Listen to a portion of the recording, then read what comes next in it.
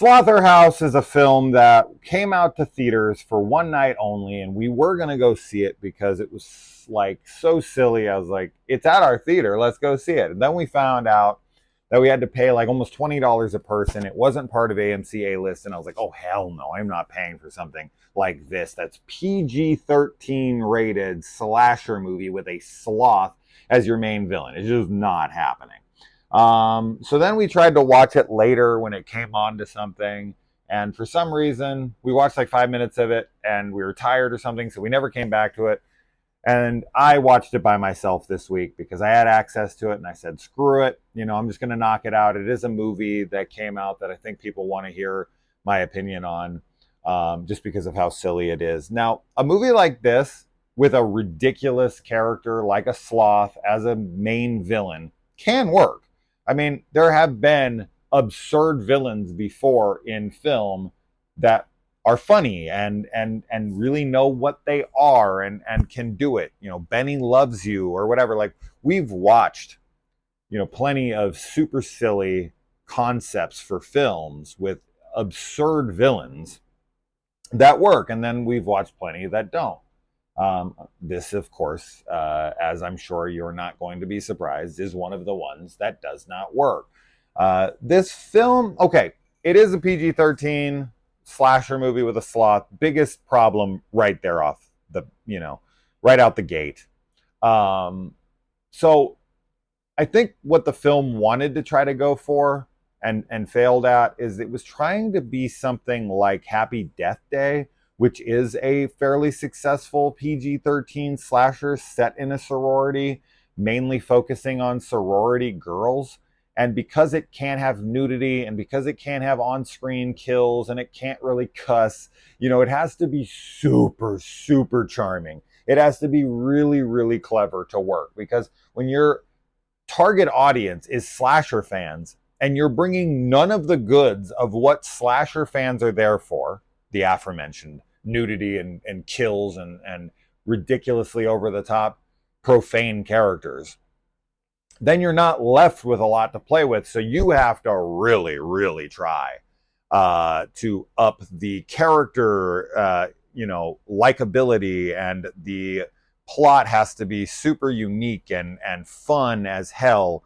And that's rarely achieved. And Happy Death Day, 1 and 2, I actually like both quite a bit, are able to do that. And unfortunately with this one, we meet this main girl who is wanting to be the president of her sorority house. And of course, there's like the main girl who's the total bitch, and she's the one who always wins it. And she's a shoo-in. No one's running against her because why would they? They're too afraid of her and this and that. So our main character decides, well, I guess she runs into this guy at like the mall and he tells her about a wild animal or whatever. And she's like, oh, that could be really good for my look. And, if I can get this really cute animal and make him our mascot, then that'll give me a lot of brownie points and get me the vote to become the president of this sorority house. And so she acquires this sloth. And of course, the sloth is a murderer. He's a violent slashaholic. And so none of the kills, none of the horror, none of that stuff works at all. It is all generic, stupid, not funny, not clever, not anything. It's all just dumb as shit. No thought put into it at all. The film actually looks pretty good. It is like, it has a good production value to it. The sloth itself is actually really good. The puppeteering and whatnot on the sloth is excellent. So they definitely got a good crew behind the sloth itself. So kudos to them for that, because I was impressed with the sloth, practicals. So that's a highlight for the film for sure. I think the sloth looks great. I think all the actors are fine, outside of one who I don't really fault this person as much as maybe the person who wrote her. I don't know.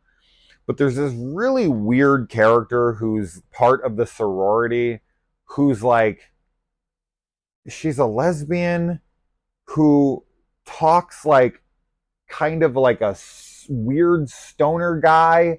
I don't know what this character is, but they were the most annoying character imaginable. And it would and this character would never go away. The shtick never ended.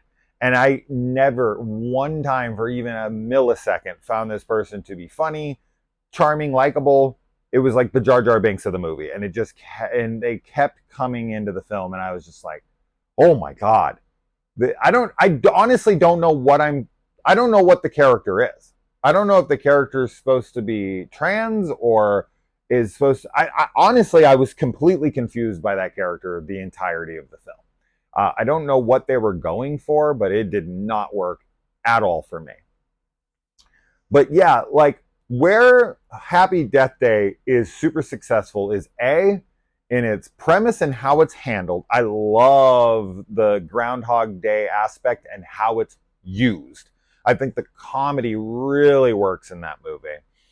And then secondly, Tree, played by Jessica Roth, is such an intriguing character because she's the exact opposite of every main character of a slasher film who is like the final girl, right? The final girl is always supposed to be your likable, quiet girl. And Tree is anything but. She's actually an insanely unlikable character. She is a total bitch from the beginning.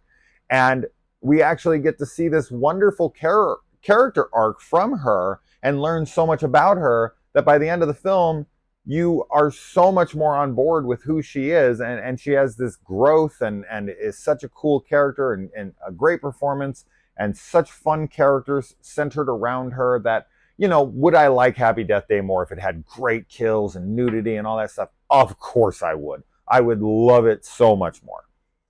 But it was able to do without that stuff and still be successful because of what I just said. This film has none of that.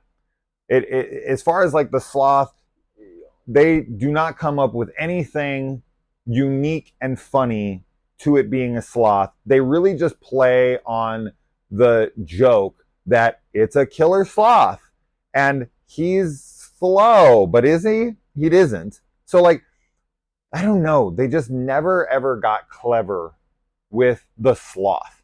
And as far as our characters go, outside of that really annoying character, our main girl, she's so uninteresting. They do this like social media focused, 2023 atmosphere where everyone's likes and subscribers are put on the screen as soon as they're introduced, and we're supposed to connect to it as the modern age film. And like she's super thirsty for attention online and wants followers and people to like her. And she has this one friend who's like trying to tell her to just be herself and she can't do this to the sloth and all this stuff. And she, of course, just gets sucked into the attention that she's getting and it becomes this like Pandora's box. But there's nothing interesting about her. She just wants attention and she starts getting it and she learns 0 lessons. In the end, she's the exact same character she was at the beginning. There's no arc, no character development, and that's fine. In a slasher movie, there doesn't have to be. But when you can't rely on the gore, the kills, the really fun, stupid characters, when you don't have that stuff, you do have to start relying on things that slasher movies typically don't do, which is character arcs and unique, interesting premises. And it really is unsuccessful in those areas. The characters are super bland. The development of characters are one-dimensional and hollow, and everything just rings like generic as all hell. So the film looks good, the sloth looks great, but that's the only strengths the film has. So that's it. It's exactly what I expected it to be. Unfortunately, I was hoping it might charm me. I might really get into it. But yeah, this movie should have had really fun, unique, rad, over the top, graphic ass kills. You are set in a sorority with a bunch of hot 20-something-year-old girls. This is just primo, like, boobs galore, right? You can really like ramp this up to people that you're catering to. This is the slasher audience, right? We like a certain thing.